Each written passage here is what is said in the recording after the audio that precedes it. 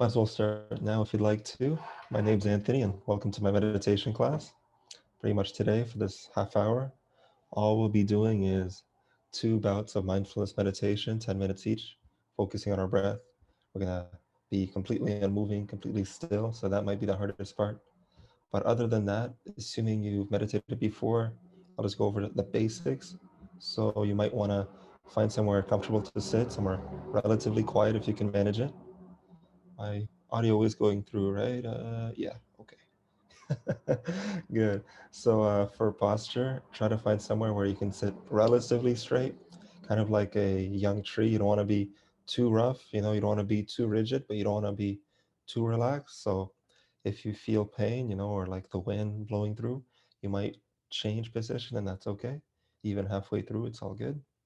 If you know what a seiza or a lotus is, if you've done yoga, then try that out too. If you don't know what that is, it doesn't matter really.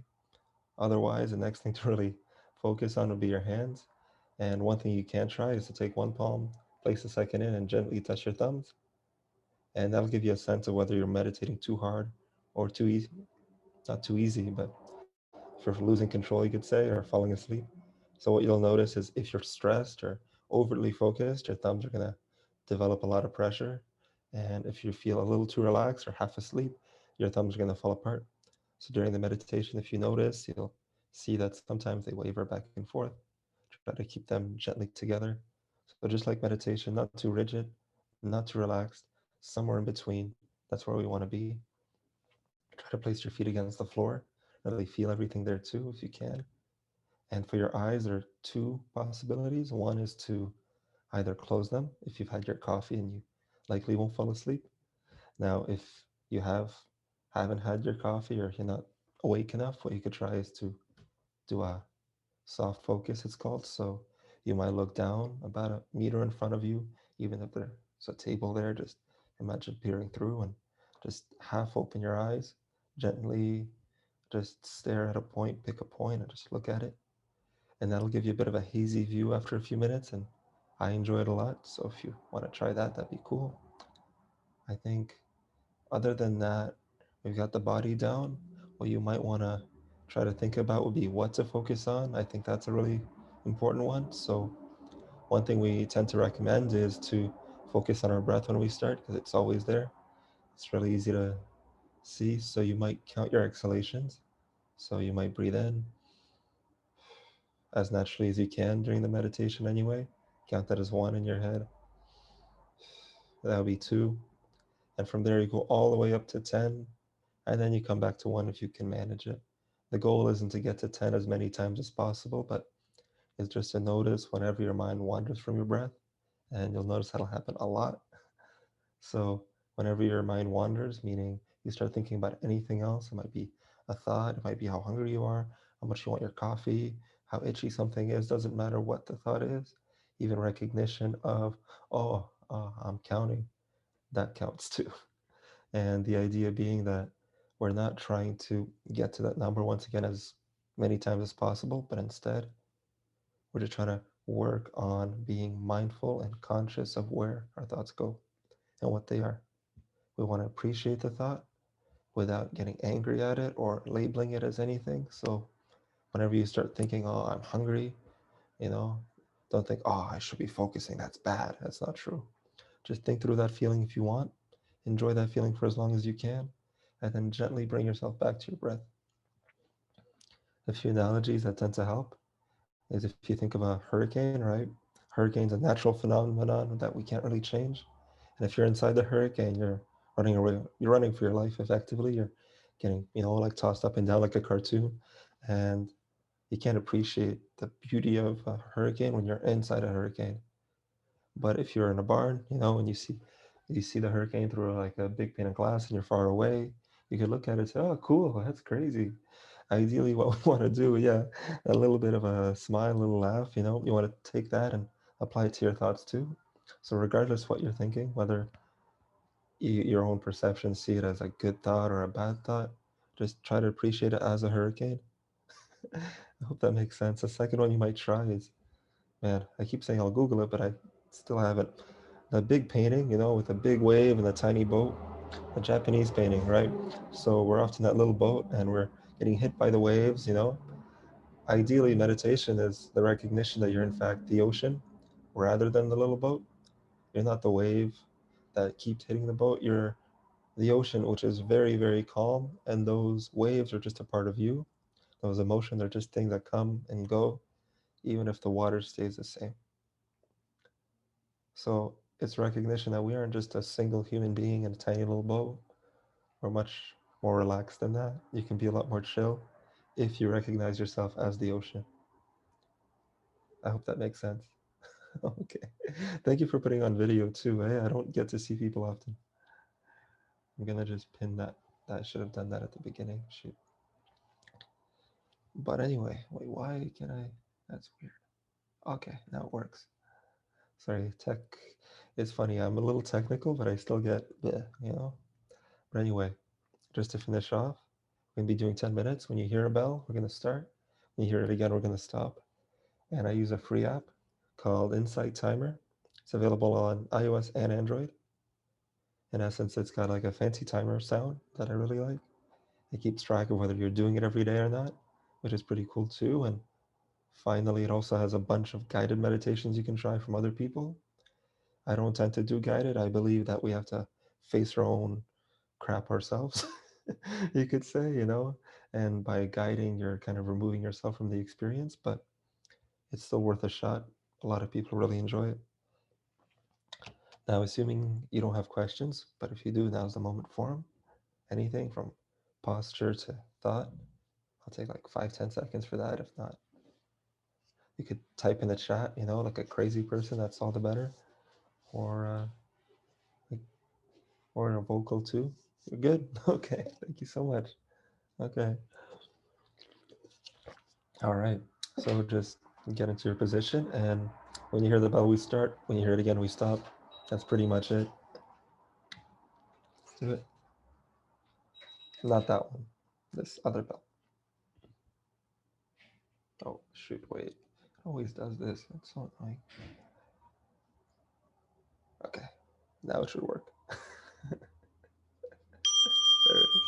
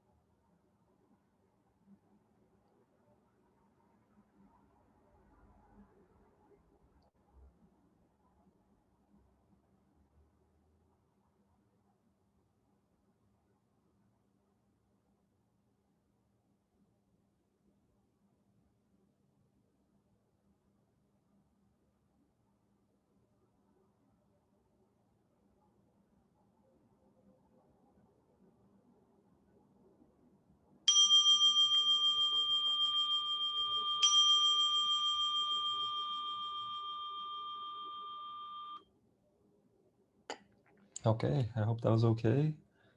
In case your butt hurts or if you feel something, stand around for a sec.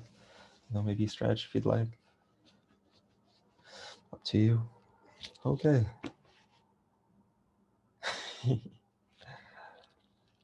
All right.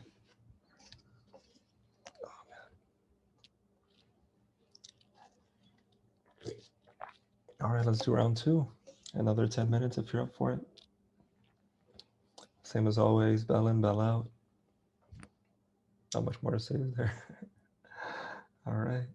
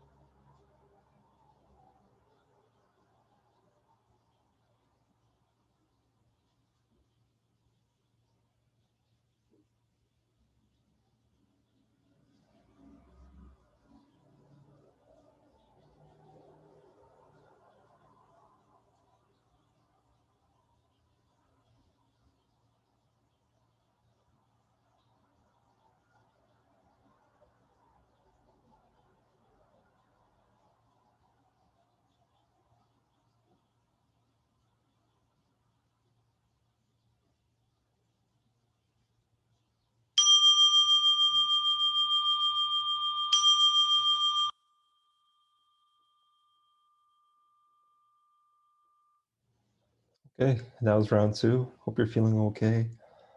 Last little tidbit of thing I always say, like Kalina probably knows, ideally try to treat meditation like brushing your teeth. So right in the morning or right at night, 5 to 10 minutes a day. In the long term, there'll be a very, very big positive impact, you could say. So it's worth trying if you can manage it. Treat it almost like a chore rather than something dramatic to do. Just 5 minutes.